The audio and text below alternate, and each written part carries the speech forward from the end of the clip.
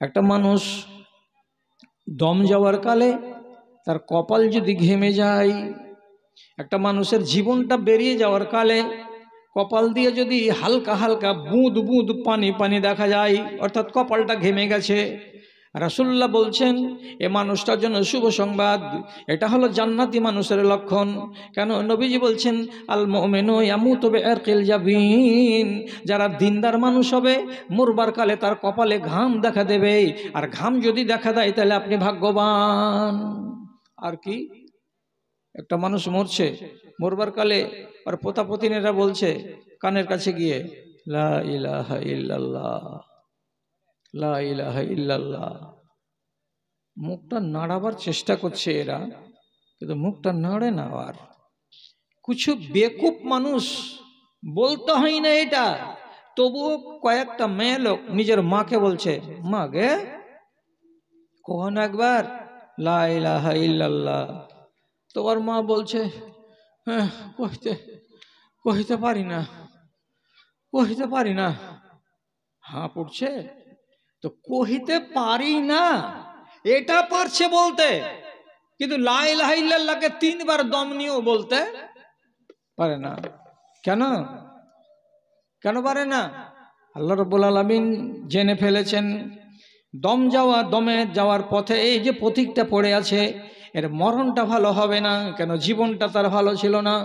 কেন? রাসূলুল্লাহ বলছেন মান কানা আখিরু কালামিহি লা ইলাহা ইল্লাল্লাহ, কোনো মানুষের দুনিয়া ছেড়ে চলে যাওয়ার কালে তার শেষ কলমা যদি মুখ দিয়ে বেরোয় লা ইলাহা ইল্লাল্লাহ, তাহলে জেনে নিতে হবে লোকটা দিনদার। আপনি কি সাহস করে বসে আছেন যে মরবার কালে আমার মুখ দিয়ে লা ইলাহা বের হবে? যদি না হয়, কেমন না হয়, মারলো আপনাকে টোটোতে এক ধাক্কা, আছাড় মেরে ফেলে দিল জমিনে, আপনার জ্ঞান হারিয়ে গেল, জ্ঞানটা ফিরবে কিনা গ্যারেন্টি আছে? যদি জ্ঞান না ফিরে তাহলে মুখ দিয়ে লা ইলাহা বলতে পেলেন না। রাসূলুল্লাহ নিজে বলছেন আল্লাহুম্মা ইন্নী আউযু বিকা মিন মাউতিল ফুজাতে, এ আল্লাহ রাব্বুল আলামিন বিছানায় পড়ে পড়ে একটা মানুষ যদি 3 দিন অসুখ অবস্থায় পড়ে থাকে আর তারপরে মরণ হয় এটা তার জন্য ভালো, কিন্তু হঠাৎ করে মৌত তুমি আমাকে দিও না, হঠাৎ করে মৌত কোনো মানুষকে দিও না। আচমকা যদি কোনো মানুষের মৌত হয়ে যায়, হঠাৎ করে যদি কোনো মানুষের মৌত হয়ে যায়, নবীজি বলছেন এটা ভালো লক্ষণ নয় রে বান্দারা, এটা ভালো লক্ষণ নয়। হঠাৎ মরে গেলেন, মনে মনে বলতে থাকলেন তওবা করার টাইম পেলাম না, নামাজ ধরবো করছিলাম, নামাজ ধরা হলো না, হজটা করবো করছিলাম, করা হলো না, সব থেকে গেল। কিসের থেকে গেল? হঠাৎ করে মরণ হলো বলে আপনার সব স্বপ্ন অধরাই থেকে গেল। ভাইজান কি ভাবছেন আপনি? অন্যায় যদি আপনার দ্বারাই হয় তাহলে আপনি জালিম, আর আল্লাহ আপনাকে ছেড়ে কথা বলবে না। আপনার চাইতে বড় বড় মানুষেরা দুনিয়া থেকে গত হয়ে গেছেন, তারা নিজেদেরকে বলেছেন যে আমি জালিম, আমি জুলুম করেছি। হযরত ইউনূস আলাইহিস সালাতু ওয়াস সালাম একটা দোয়া পড়েছিলেন, কয়টা লোকের দোয়াটা জানা আছে? একটু ইশারা দিবেন আমাকে। নবী ইউনূস মাছের পেটে গেছিলেন, কয়দিনের জন্য? 3 দিনের জন্য। 3 দিন মাছের পেটে পড়ে পড়ে দোয়া করেছিলেন। তো তাতে তিনি একবারে পরিষ্কার ভাষাতে আল্লাহ তাআলাকে বলছেন আমি জালেম, যে আল্লাহ আমি জালেম, জালেম মানে আমি অন্যায়কারী, আল্লাহ তুমি আমাকে মাপ না দিতে গেলে আমি মাছের পেটেই থেকে যাব। কি বলেছিলেন দোয়াটা? লা ইলাহা ইল্লা আনতা সুবহানাকা ইন্নী কুনতু মিনাজ জালিমিন। দেখেন তো, একটা নবী নিজেকে বলছে আমি জালেমদের অন্তর্ভুক্ত, আমি জুলুম করেছি। আল্লাহ তাআলা মাছের পেটে পৌঁছে দিয়েছেন ওকে, কিসের জন্য? জুলুম করলে কেন? রব্বুল আলামিন একটা নবীকে ছাড়লেন না, জুলুমের কারণে চলে যেতে হলো মাছের পেটে শিক্ষা দেওয়ার জন্য। কি জুলুম করেছিলেন? আল্লাহ তাআলা বললেন তোমাকে নাইনাওয়া টাউনে পাঠালাম, নাইনাওয়া টাউনের লোককে তুমি ওয়াজ করো, নসিহত করো, জ্ঞান দাও। নাইনাওয়া গ্রামের লোকেরা, ইরাকের একটি শহরের নাম নাইনাওয়া, ওখানকার লোক তাকে মানলো না, স্বীকার করলো না। যখন অমান্য করতে লাগলো জানে খেদ হয়ে গেল, জানে খেদ হলো তখন রাগ করে বলে ধুত তোরকে দেশে থাকবো না, চলে যাব অন্য দেশে। রাগ করে বেরিয়ে যাচ্ছিলেন, নৌকায় চড়ে এপার থেকে ওপার যাবেন, আল্লাহকে বলে বেরিয়েছিলেন আপনি? আল্লাহ যে আপনাকে পাঠালেন এইখানে নাইনাওয়া গ্রামে, তো আপনি নাইনাওয়া শহরকে ছেড়ে দিয়ে চলে যাবেন, তো কার আদেশে যাবেন? আল্লাহকে বলে বেরিয়েছেন? না, আল্লাহকে বলে বের হননি। তো তাহলে আল্লাহকে না বলে চলে যাওয়া এটা অন্যায় নয়? এটা জুলুম নয়? অন্যায় করে যেমনি চলে যাওয়া। নৌকা ডুবতে লাগলো, মাঝি ওকে ঘাট ধরে ফেলে দিল নদীতে, টাইগ্রিস নদীতে। ওনাকে যেমনি ফেলে দেওয়া হলো, মাছে গিলে খেয়ে নিল। মাছে গিলে খেলে তো 3 দিন পড়ে থাকলো। বুঝতে পারলেন যে আল্লাহ আমি জুলুম করেছি। তখন আল্লাহর কাছে মাপ চাইতে লাগলেন, আল্লাহ আমাকে মাপ দাও, আল্লাহ আমাকে মাপ দাও।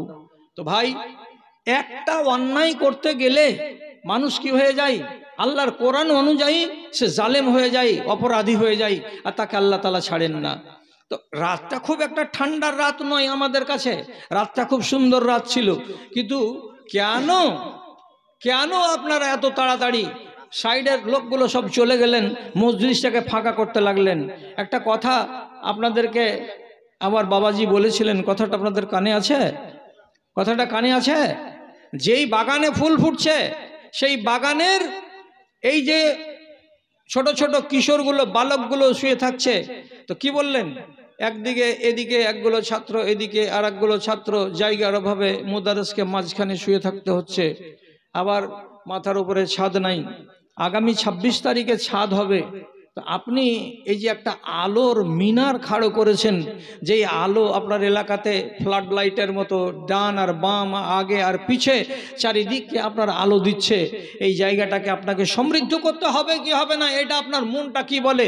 যদি বলে যে হ্যাঁ, এইটাকে আমাদেরকে কায়েম করতে হবে, আমরা নিজেদের গ্রামে একটা আলোর ব্যবস্থা করেছি, এখানে যতটি লোক আছেন আপনাদেরকে বলছি, আমার ভাইজানেরা, আমার দাদা জানেরা, আপনাদেরকে একটা করে বস্তা সিমেন্ট বলতে হবে, ইনশাআল্লাহ 26 তারিখের ঢালাই যেন আমাদের বাধাপ্রাপ্ত না হয়।